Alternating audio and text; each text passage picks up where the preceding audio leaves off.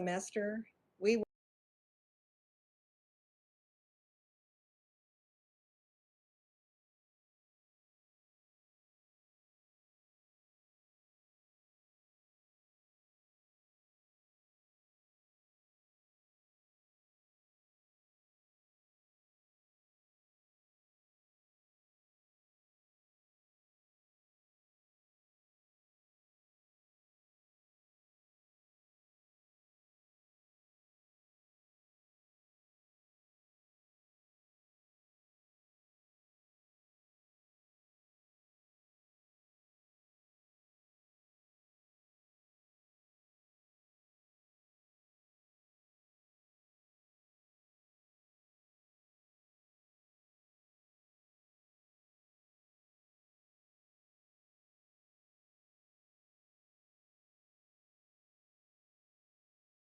vaccine mandate imposed. We take these concerns seriously. This feedback that we've received, we appreciate receiving that, and we're sharing the concerns and the feedback with the Board of Regents. I'm in close contact with the board, as are members of my leadership team, including Provost Wickert, University Counsel Mike Norton, and Vice President Christy Darr. We are also in regular communication with our local partners at McFarland Clinic, Mary Greeley, and Story County Public Health. And we appreciate the partnership that we have with them, that we've had with them since the COVID pandemic began. Consistent with the board's guidance, we're encouraging all students, faculty, and staff to get vaccinated, and we're making vaccines easily accessible on campus. We just received approval yesterday to establish a new program for immunocompromised faculty and staff, along with an expanded sick leave program. And more information will be coming out about this soon from University Human Resources. This is in addition to our existing ADA accommodation process. We're encouraging everyone to wear face masks indoors when in the presence of others, including in classrooms, labs, and other learning spaces across the campus. We encourage this even if you're vaccinated, to provide you with a second layer of protection. We've revamped our Cyclones Care social responsibility campaign to emphasize vaccines, health monitoring, staying home if you're ill, and frequent hand washing. We continue to offer COVID-19 testing, and we'll be using voluntary surveillance testing to help us monitor the level of infection in our community. We'll also rely on data from the Iowa Department of Public Health and the Story County Public Health Department. We're also providing isolation and quarantine housing for students living in the residence halls. By encouraging a variety of mitigation measures on campus, we can have multiple layers of protection. We deeply appreciate our faculty and staff, your commitment and care for our students and for each other. We know our students and their families are excited to be on campus, and our faculty and staff want to be here to support our students and conduct the important work of the university. Thank you for your continued efforts to make this semester a success. Thank you for engaging in this conversation with us today. Well, we're joined by campus leaders and public health experts today to talk more about public health measures and the changing landscape of the pandemic. We have other campus leaders with us to help answer your questions later in the program. You can type your questions in the Q&A box at any time, and I can see some of those questions that have already come in. So thank you for providing us with your questions. If we aren't able to get to your question, you may submit it to the COVID-19@iastate.edu email address, and we'll work to get you a timely answer. I will now turn it over to Erin Baldwin, Associate Vice President for Student Health and Wellness and Director of Teelan Student Health Center. Erin, thank you for your great leadership, and I look forward to your comments. Thank you, President Winterstein, and good afternoon, everyone. We have a couple of slides that we wanted to share with you today, but really wanted to provide a brief overview of our public health plans for the fall semester on everything from vaccine to where you can find the most up-to-date information. As always, as President Winterstein said, this remains an evolving situation, and we will shift our strategies based on our campus needs and the most current data. So moving to the next slide, let's start with vaccines. Getting vaccinated is definitely the very best thing that we can do to protect ourselves and others. The COVID-19 vaccines that were authorized in the United States continue to be remarkably effective in reducing severe disease, hospitalization, and death, even against the widely circulating Delta variant.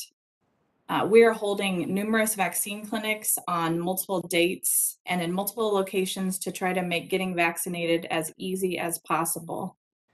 These clinics are open to all students, all faculty, all staff, and folks can either schedule an appointment online or you can walk in, whatever easiest for you.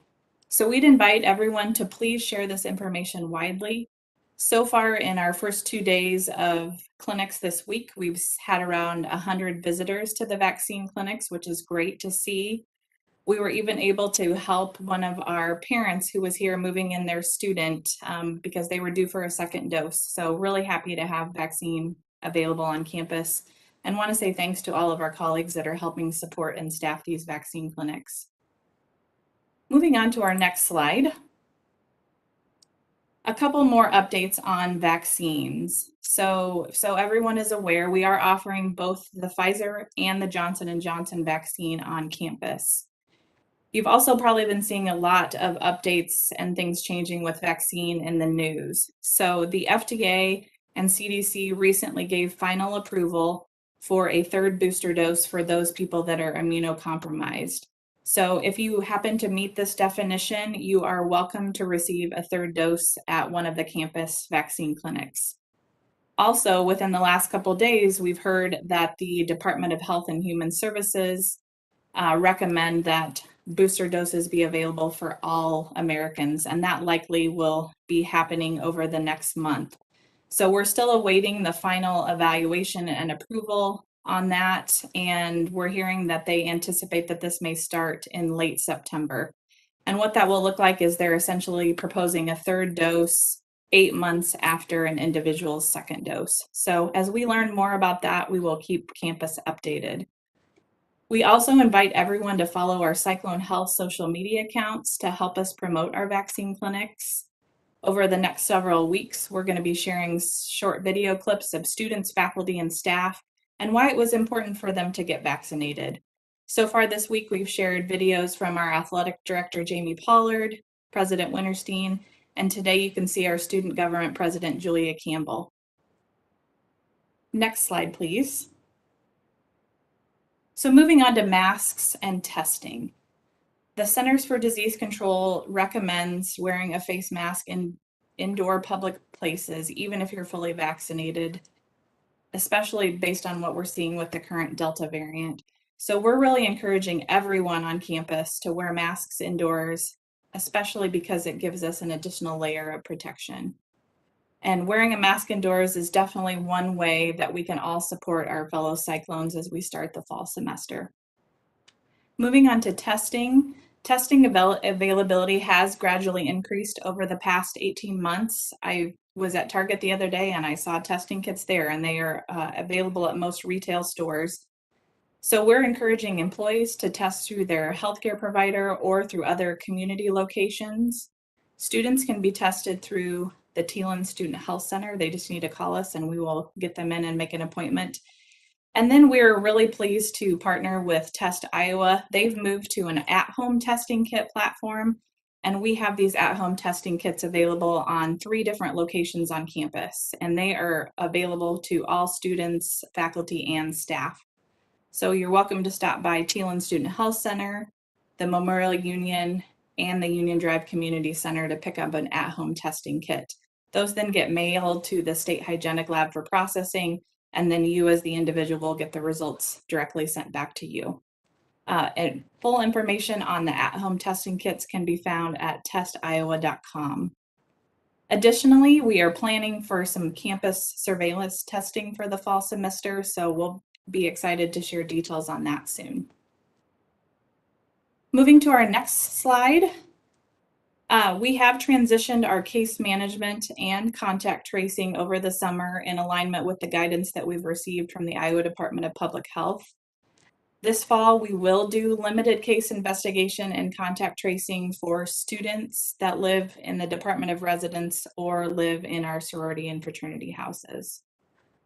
Isolation and quarantine recommendations remain pretty similar to last year. There are some specific recommendations for fully vaccinated individuals or immunocompromised individuals. And we have put together some helpful flowcharts for both isolation and quarantine, and they are available on the Moving Forward website. We're also asking folks to follow the guidance of their healthcare professionals if you would happen to test positive. The Department of Residence is providing isolation and quarantine housing for their residents, and that will be available in Linden Hall this fall.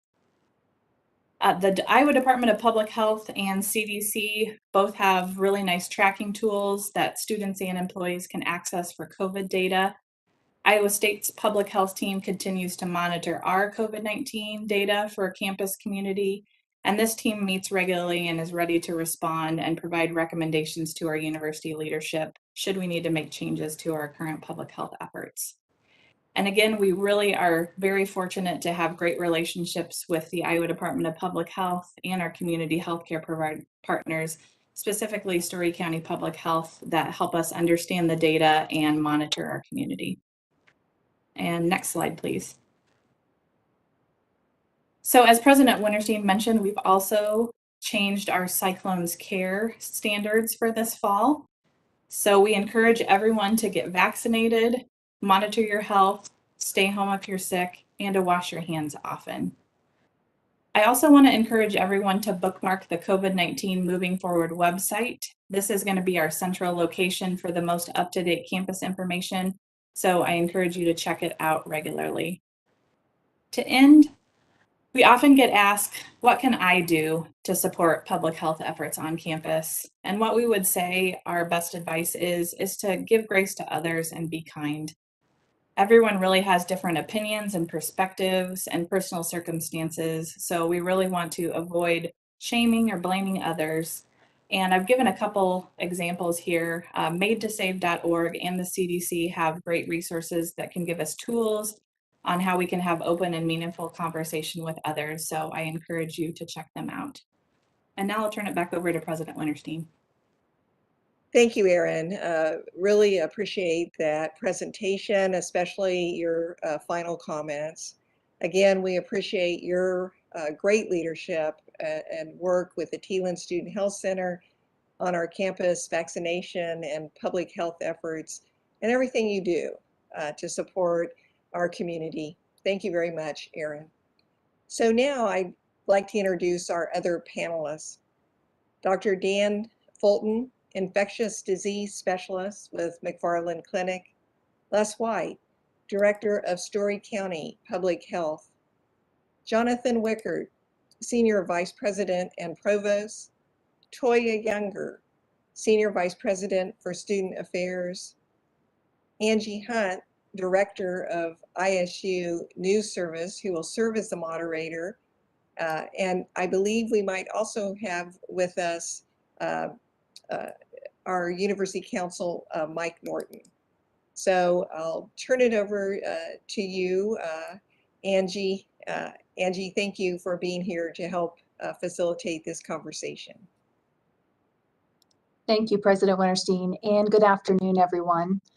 I have a few questions for our panelists to get our conversation started this afternoon before we open it up to questions from all of you. I do want to just remind everyone that the best place to submit your questions is in the Q&A section on your screen. And if you can't see that Q&A box, please hover over or click the cursor at the bottom of your screen and you should see 3 dots there that'll allow you to then click on the Q&A box and it should appear. So I'd like to start our conversation this afternoon with Dr. Dan Fulton. And Dr. Fulton, we have been talking a lot about COVID cases here in Story County. The latest numbers that IDPH posted yesterday on its website show a positivity rate in Story County of 6% for the last 7 days. What are you seeing in terms of the severity of cases here in Story County and the effectiveness of the vaccine? Yeah, thank you. That's a good question. I think starting with what we're seeing over the past, well, I should say, June and early July was sort of blissful. We had almost no cases, either outpatient or inpatient. And over the past maybe month, we've seen an increase in cases both in our outpatient clinics and within the hospital. Uh, Similar to last year, that's felt kind of like a slowly rising tide. We went from one person in the hospital to 3 to 4 to 7. I think we've been kind of hanging out around there, and that's similar to what we saw last year as we started coming out of summertime. And I think it's hard to know where that will go, but as I've watched what's going on in Florida, for example, they had their busiest month in July last year, and it seems like they're doing that again this year. And I think that's probably weather related and people being indoors because of the heat. And that makes me think that we should expect a similar process that we went through last year, which was things got busiest in October and November. Uh, Time will tell. I think one thing that I hope that we'll see is different this year is that with the effectiveness of the vaccines, that although numbers may go up, that we will not see the same degree of hospitalized patients and people dying from this virus. We've seen that the vaccines have been incredibly effective at preventing death and hospitalization, um, as well as cases in general. The folks that we are primarily seeing with COVID are unvaccinated. And I think when I think back to the last 4 or 5 months in the hospital, we've had just a handful of people that had been vaccinated, and each of them had pretty significant medical issues aside from COVID. And they all survived and went home afterwards, which I don't think would have happened last year. So in that sense, we are seeing more COVID. I expect that we'll continue to see more into the cooler weather, probably similar to last year. But it does seem to me that the vaccines have been really effective. I think everybody's hearing and reading and seeing that there's been a noted decrease in vaccine effectiveness the farther out you get from your vaccines. And that's been particularly seen in folks that have underlying immune issues, like they're on immune medicines or have underlying cancers. And I think that's where the guidance about getting a third vaccine comes from. And then even in folks that, may be older, we've seen that vaccine efficacy may start to wane after 6 months. And again, it doesn't stop, but it does start to wane, which increases the potential for infection. And that's where that guidance about getting a third vaccine comes from. And for me, I think the word booster makes sense, but I also think it's a little bit of a misnomer. We are still working through what is the best vaccine series for this vaccine.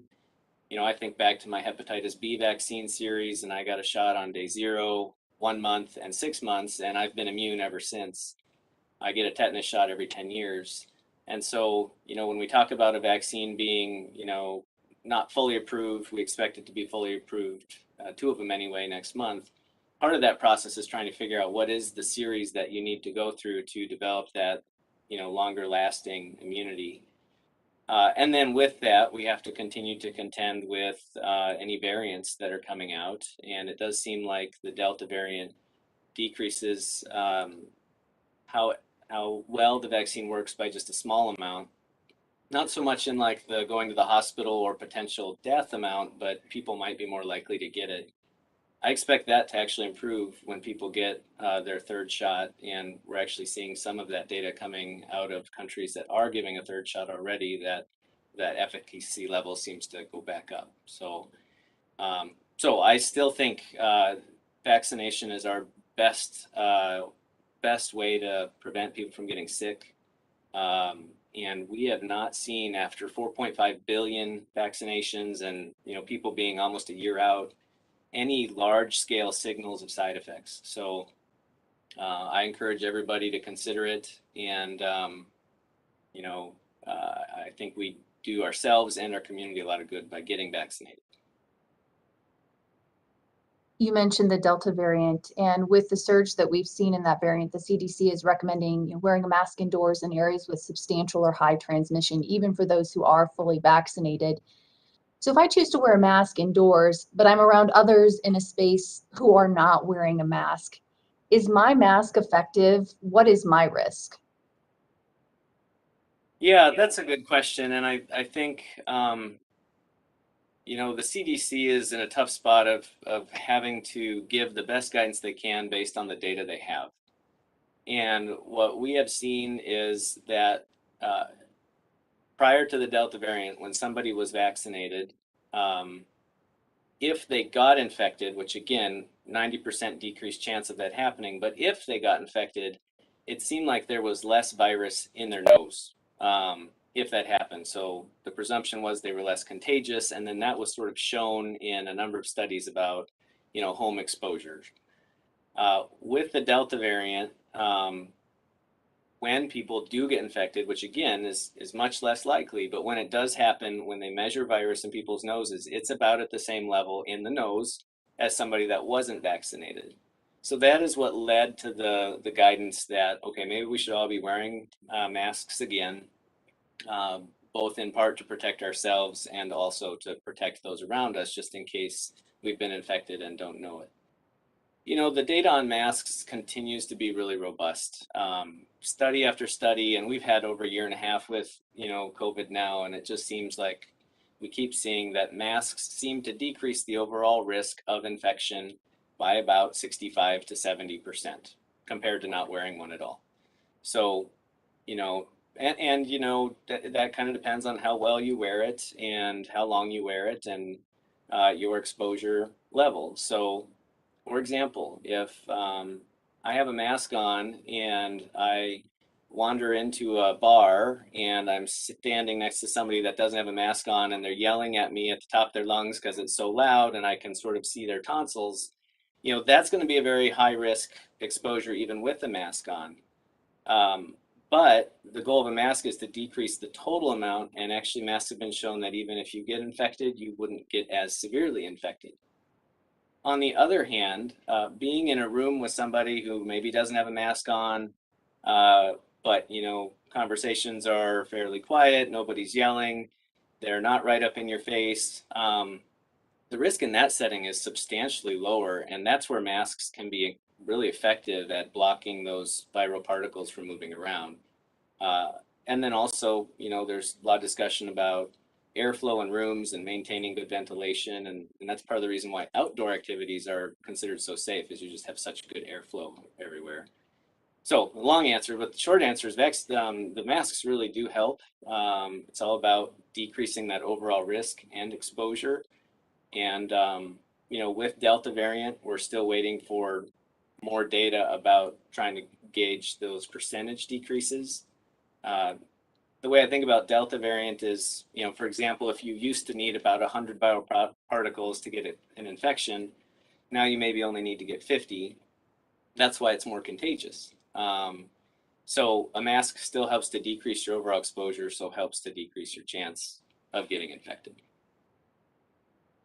And Dr. Fulton, just one more quick question for you. For someone that maybe has a child at home who is under that age, not eligible for vaccination, or someone who is immunocompromised, if they're fully vaccinated and wearing a mask in public places, what's the risk that they might transmit the disease to those who are home that maybe don't have the vaccine or are at greater risk? Yeah, that's a great question. So, it ends up being a little bit of a math problem.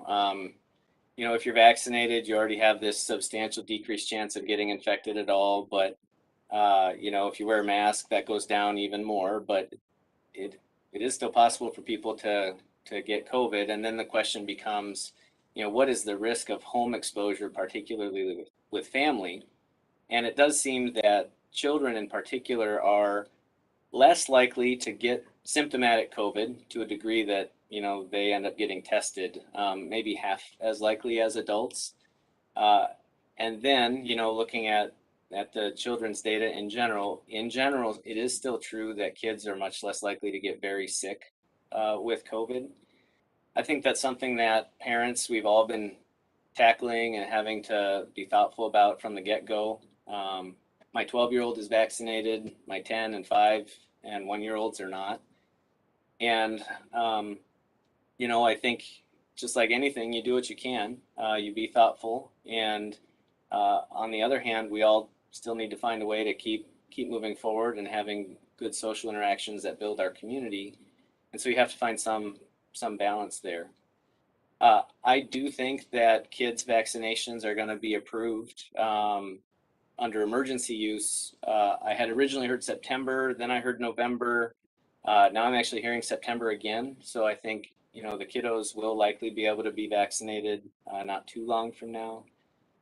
So the short answer is, it's really a question of how likely are you to get infected at all. And I think if you've been vaccinated and you're wearing the mask, you've substantially decreased your risk of getting infected, period. If you were to be infected, most people aren't wearing masks at home and shouldn't be because they're at home. So, the risk to kids is primarily based on the fact that kids fortunately don't seem to be getting as sick. I do think that when we're hearing about,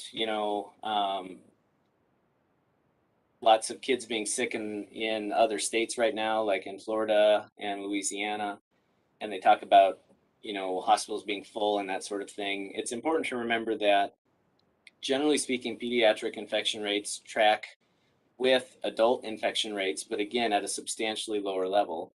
But most pediatric units and hospitals in the state or even here in Ames, they're built to not be as big as general hospitals, so it doesn't take them very long to fill up, so to speak. So you have to be thoughtful about that, but I also think it's important for people to know that it's still really uncommon for kids to get very ill with COVID. So again, get vaccinated, wear your masks, wash your hands. If you've had a particular interaction that you're really worried about, like when I've taken care of folks that have COVID, I'll change my clothes when I get home or whatever. But then I still hug my kids. We all spend time together, and you gotta be where you are and enjoy who you're with. So. All right, thank you, Dr. Fulton. Director White, I'd like to shift our conversation to your work with the Department of Public Health here in Story County. You, of course, closely monitor the county's positivity rate. There were 86 positive test results for the past week. What do we know about the demographics? What are you seeing in terms of those who are testing positive here in the county? Yeah, so as we look at that, we do look at the age groups, and a majority of our folks that are coming back positive are in that 18 to 29-year-old age group. 40% of them are. The next group is the 0 to 17, and that's at 18%.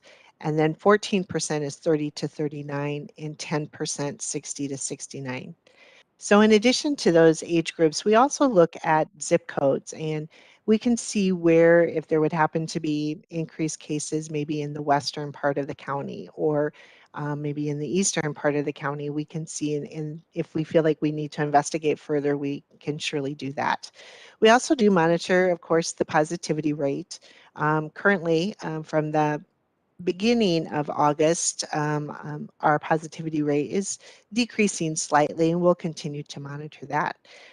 In addition to that, we are always monitoring our nursing homes in the county. We monitor if there's any additional deaths. We have not had a death in Story County since April, so we will continue to look at that. IDPH also provides us information in relationship to the Delta variant, and currently they feel like 100% of our cases are related to that. We're fortunate too, being connected to an organization, we're able to monitor the cases at the hospital and see how many of those are coming from Story County or are they from our surrounding counties. What we have begun to do at the beginning, end of July, beginning of August, we are actually looking at our cases every day. On average, we have about 20. Some days we have less, some days we have a couple more, but we're looking at them and we're actually giving them a call. And what we want to provide to them is education to make sure that they understand what they need to do with that positive test and that they are staying home and isolating themselves. And so we do give all the recommendations for that as well. We're finding a lot of them have had some education in relationship to that, but we really feel like the more we can provide, the better off that we are. Interesting, today I was looking at our cases and there too, 36% of our cases were in the age range of 18 to 29. So far, they've been coming in from all over the county. And today our age ranges from 0 to 66. So we are not really seeing any trends per se, but we will continue to monitor that daily. And I know that's very helpful because you do work closely with our public health team. Can you talk a little bit about that relationship, not only the relationship you have with Iowa State, but also our other public health partners in the community? Yeah, I think out of all of the things of COVID, that's probably the positive thing for me has been all of the good relationships that we have developed with our community partners, and ISU is no exception. We work really well with Erin and her team, and I think both of us feel like we can always pick up the phone and give us a call and see what's going on or if we have questions. We've really used those community partners here over the summer to provide vaccination clinics in the community. So hopefully you've seen us out and about.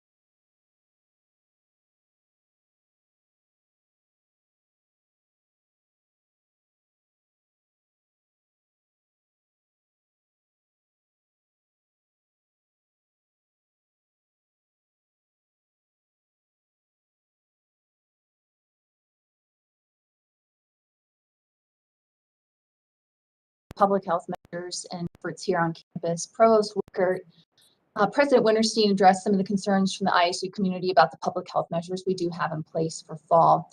Will you elaborate on how you and senior leaders are working through the feedback that you're receiving from faculty? Yes, thank you. Thank you, Angie, for the question. So, as we've all know and have seen in the news, and including in today's ISU Daily, we've received a lot of feedback from faculty and staff on campus, including several petitions and letters from groups. And these letters generally have several requests, including universal masking, required vaccinations, work accommodations, and some other things. The president has already spoken about some actions that we're taking, which are new, particularly for faculty and staff who have immunocompromised family and the random testing program. And more information on those, of course, will be coming out. I think it's important for everyone to know that each of the letters or petitions that we've received has been forwarded down to the Board of Regents for their reading and their evaluation. The board governs the three universities, Iowa State, UNI, and the University of Iowa.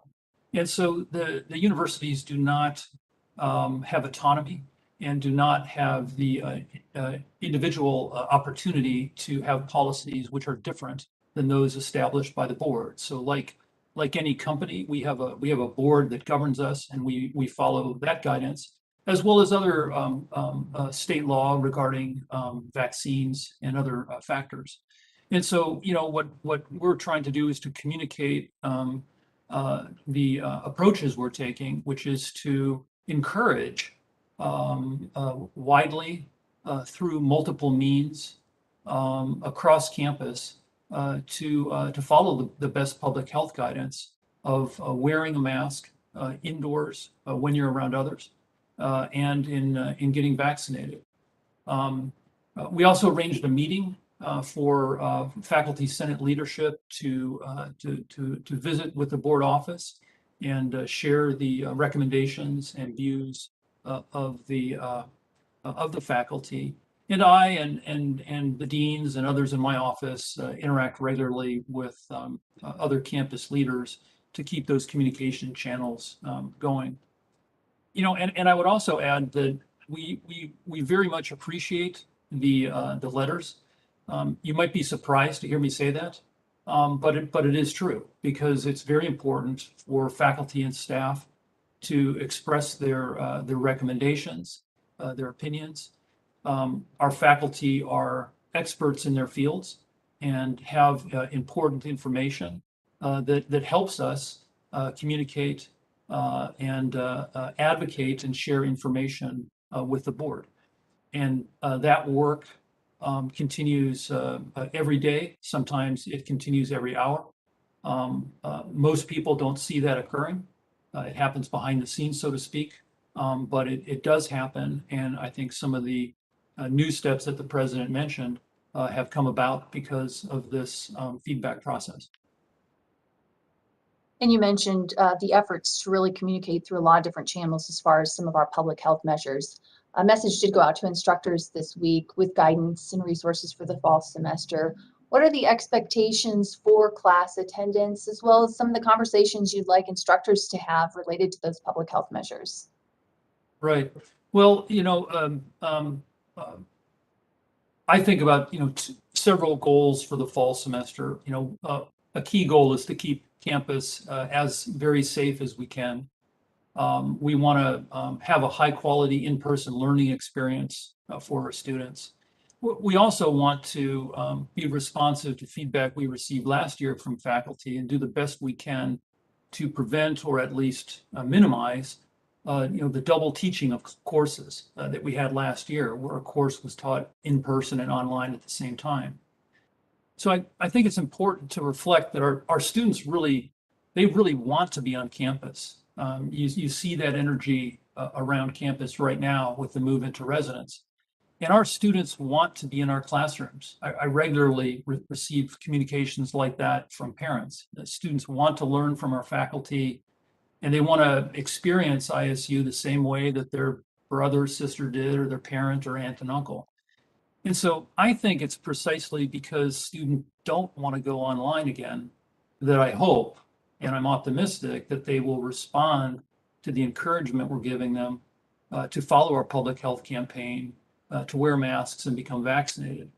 So back in the late spring, I think it was in May, we announced that we are returning to the attendance policy that's outlined in the faculty handbook, whereby faculty set their own standards for attendance.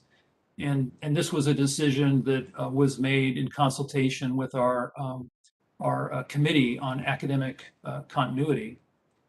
There's one aspect of that in the fall, faculty are expected to treat a positive COVID test as sufficient and appropriate documentation for a university excused absence during that isolation period.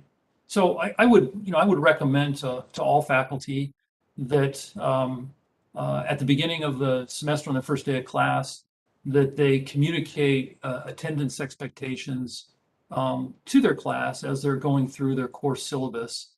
And there are some statements there are available for faculty to use. we've provided standard syllabus statements about vaccinations and masking and physical distancing.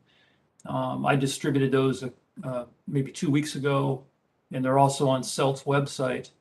And I encourage faculty to place those statements in their syllabi, and importantly, to discuss them, on the first day of class. Faculty should encourage students to follow those health measures. And as they wish, as faculty are comfortable according to their choice, they can share the reasons behind their own personal choices regarding masking and vaccination. So we can't require masks in classrooms per guidance from the Board of Regents, and nor can we require students to be vaccinated per state law. But we can share our personal choices, why we made them, and be role models. And so that's what I've been trying to do the past week when I'm speaking to groups at new faculty orientation or P&S Council, like at the media availability earlier this week. I wear my mask. I take it off if I'm speaking at length at a podium. When I'm done, I put it back on, and I'm comfortable speaking with people about my mask choice and about my own personal vaccination choice. Thank you very much, Provost Wickert.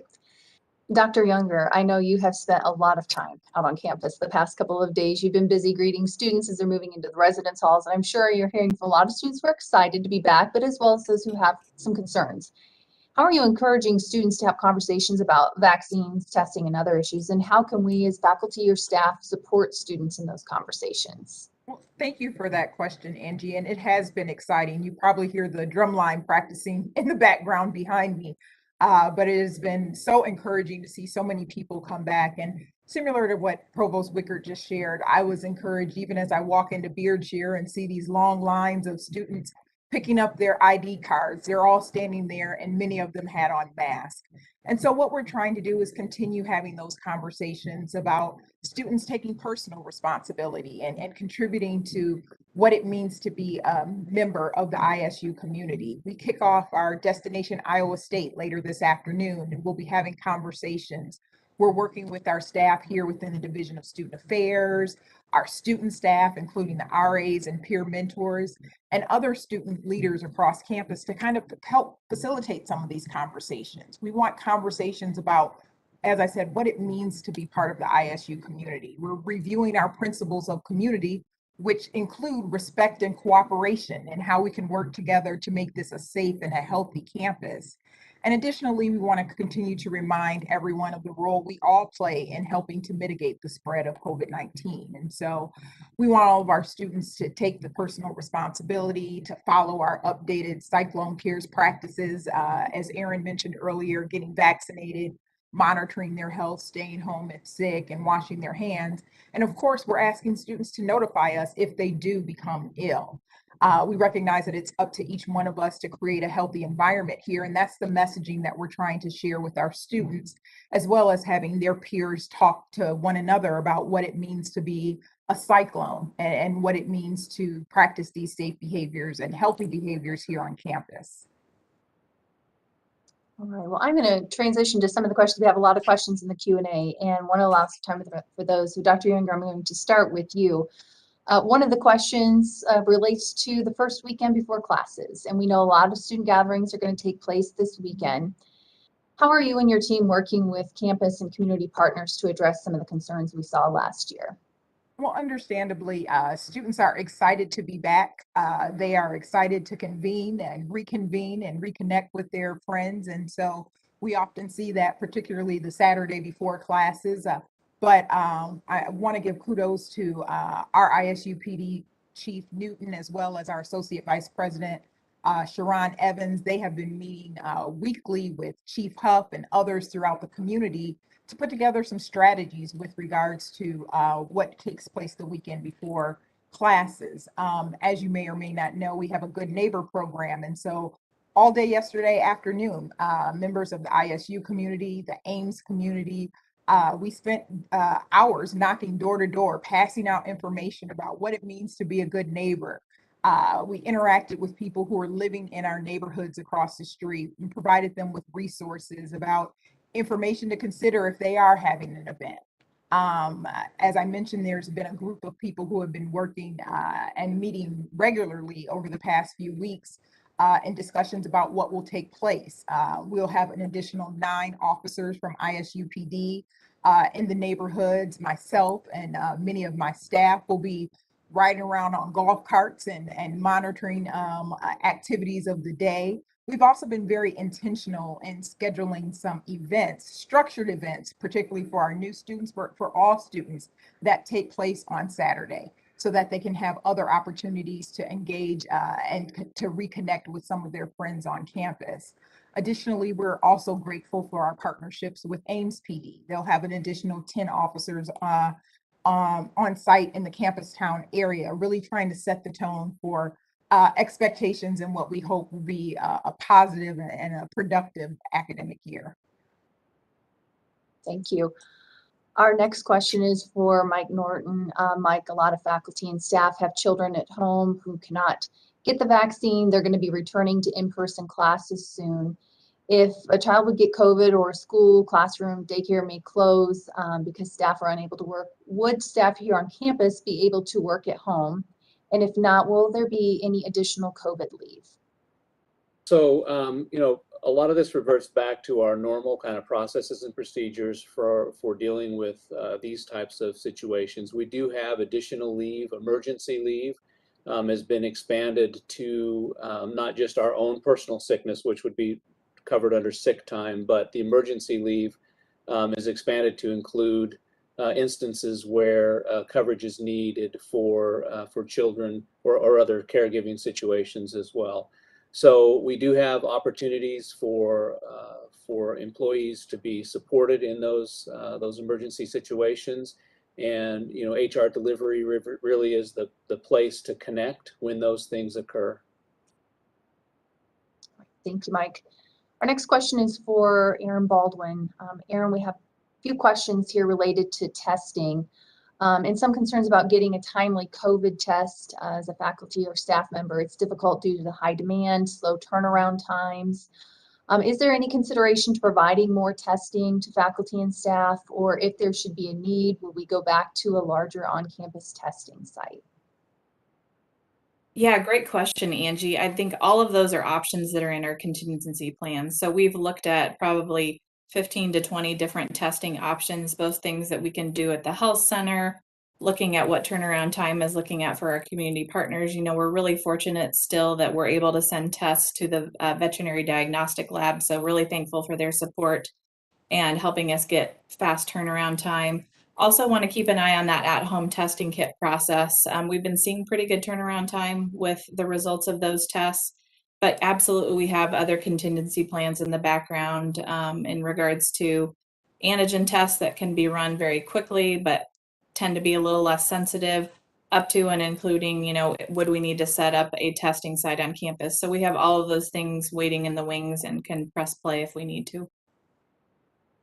Thanks, Aaron. One more question for you, and Mike, this may be one you'd like to weigh in on as well, related to vaccination and whether we are tracking or in any way keeping tabs on the number of folks being vaccinated in the campus community.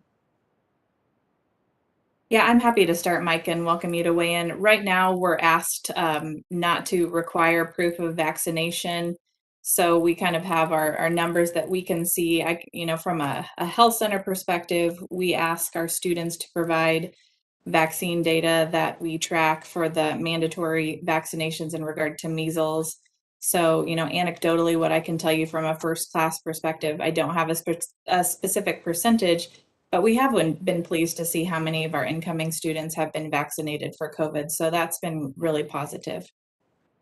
So I would just add to that the data that we have is necessarily incomplete because there is no route for individuals to report their vaccination status to us. But that's not true of state and county public health they have information that includes all vaccination status and percentages. And so really the best information about vaccination status comes from our public health partners who have complete data on vaccination status in our state. Right, our next question, Provost Wickert. If a faculty member is exposed to COVID-19 or presents symptoms, even if not confirmed through a positive test, should that instructor still teach in person, move online, or look for a replacement teacher? And what if it is established that a student with COVID-19 was in class while contagious? Yeah, great practical questions, Angie. So, first of all, if a faculty member is sick, we obviously do not want you working. If you're sick, you should stay home. That's always the case. Departments typically have protocols in place to be able to help cover classes. Last year, faculty developed and department chairs developed, backup lists for various courses. So those should be referred to, and those that kind of thinking should take place. It's not clear that the class would go online. That certainly is one potential possibility. But another potential possibility is simply to follow kind of the standard approach, which is kind of where we should begin in seeing if there's someone else who can cover that class for a period of time. If a class were to move online, it could be just temporarily. It could perhaps be for the remainder of the semester, but that's really going to depend on a case-by-case basis based on the class, the type of class, where we are in the semester. Is it the beginning of the semester or the end of the semester? And the availability of others to backfill. But in any of those possibilities, college approval would always be needed for any change in the class teaching modality.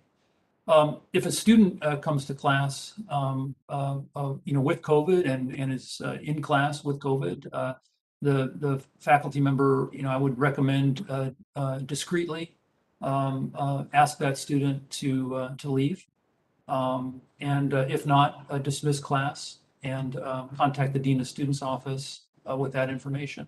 It would also be appropriate to make sure that student is aware that there would be an option for them to be able to make up course material while they are away from class, and just as we would when students are present with any other type of illness. And one more question for you, Provost Wickert. For faculty and staff that maybe have office hours, appointments, but their office spaces are rather small, making it difficult to maintain some form of distance, there's concern that the appointments lasting then longer than 15 minutes may make it more likely for COVID to spread. The question being, why can't they allow, or why can't they require face masks in their office? Well, of course, we're in the situation where we are encouraging the use of masks. We can't require the wearing of masks on campus. So the prohibition of requiring is present not only in classrooms, but also in other areas on campus, except for limited exceptions. There are some areas of the College of Veterinary Medicine, SciRide, and of course, we are able to require the wearing of masks in research laboratories. So, with respect to office hours, generally speaking, we want faculty to be providing the same kind of office hour experience that was present in the fall of 2019. But there are always different ways to have office hours. We know that even before the pandemic, some faculty were holding virtual office hours outside of normal work hours. So office hours the evening before an assignment is due. When students are studying late at night, I know faculty who have held virtual office hours in that setting. So we can think about the virtual office hours as a supplement to in-person office hours, but not as a replacement for it. I think faculty should, let students know that they are encouraged to wear a face mask in the office, and explain why that's important scientifically and why it's important personally. But it's also appropriate for faculty to hold office hours in a conference room. A department could take a conference room and split it into two halves or something, and have two faculty hold office hours there. I would also take advantage of, at least while the weather is good, take advantage of the tents that are going up on campus now. Those are being put up for instructional purposes. So there's some options there that I think faculty can work around. Thank you. Mike Norton, question related to vaccines and full approval by FDA. Once that happens, would the university be in a position to then require the COVID vaccination or vaccine? So as Provost Wickard already referred to, we have multiple kind of levels of requirements that we have to fulfill. So we have federal regulations and laws, state regulations and laws, Board of Regents requirements as well. So the tripping of the vaccine status from emergency authorization to full authorization, the impact of that and our ability to require vaccines would also then be impacted by other federal, state, and Board of Regents policy. So right now, we would just have to see when that trips, whether that also waterfalls down to other changes in state law or Board of Regents policy. But all of those things would have to fall in line in order for us to change our on-campus procedure with respect to requiring vaccines. Thank you. Aaron, a question about requirements for quarantine, and I know that there's a lot of different caveats with this, but can you talk a little bit about that? The questions coming in talking about, if we test positive, but we're asymptomatic, should we assume that we are sick and quarantine? Yeah, so if you test positive, you should absolutely isolate even if you have no symptoms, because that is showing that you have active infection. So we absolutely want people to go check out that isolation workflow process. It gives really explicit guidance and there's some different nuances for different people. So check that workflow out and definitely isolate if you test positive. Thank you. Another question for Provost Wickert related to classroom guidance that has been provided. Questions about, should we be avoiding pairing or small group work in the classroom? Should instructors avoid circulating around the classroom? So again, every instructor, every class setting is different. I think a lot of it comes down to personal choice, and faculty have broad discretion in how they teach their course material and the pedagogy that they want to use. And so faculty should use their best judgment. Everybody is different. I think you could have a class conversation, about group work and students' comfort with that. You could have a class conversation about the instructor walking around class and sort of gauge the class's comfort level with that. I think those kind of open conversations are always helpful. In assigning group work, students could self-select into groups and have conversations where they're in a group of students who choose to mask or students who choose not to mask. So again, I would go back to the notion of early in the semester, have conversations with the class about some of these issues. Thank you. We have just a couple minutes left. Dr. Fulton, I have a couple questions I'd like to quickly get in for you. One related to some of the therapeutic options for treating COVID-19 and their effectiveness. And then somewhat unrelated, with RSV cases increasing this summer, what might you expect we'll see in terms of RSV and flu for the fall? So yeah, so as far as treatment, right now, early outpatient treatment, the best options we have are related to what are called monoclonal antibodies. And those are either an infusion or a below the skin injection that can be given to people if they are at high risk for progression to being in the hospital. And that generally is around age-related factors or immune related factors with the number of conditions that increase risk. And so if people have those particular things and they were to get COVID, regardless of vaccine status, they're candidates for those. And I do think that we've seen a good effect of those decreasing the chance of people getting more sick. Beyond that, there's, in terms of over-the-counter treatments or other sort of pill treatments, there hasn't been anything that's been convincing when it comes to data. Early on, we tried all sorts of different things, hoping that, what we saw work in test tubes and labs might translate into working in the real world, and unfortunately, we just haven't seen that. When it comes to people coming into the hospital, we have a few more options. We have an antiviral infusion. And we also are giving people medicines that help calm down that overreactive immune response. That is what generally lands them in the hospital. And I do think that has become more nuanced over the past year, and I think we've seen better outcomes with that, which is, one of the reasons I think our overall outcomes have been better. So I hope over time, that we get even more treatment options, and those studies are ongoing, but that's really what we have at the moment. And frankly, none of them is a sure thing, especially for somebody that's unvaccinated. So again, get vaccinated. That is the surest bet we have as far as preventing severe illness. There was a second part to your question. I don't remember what it was. There was, and we were right up at 2 o'clock, but I'll repeat just real quickly. RSV and flu, do you expect to see more cases this fall? I do. We are all doing more, with people that we care about in our communities. People are wearing masks, not as much as they were before. And I do think that's why we have more RSV going around this summer than usual. And I do expect that to increase.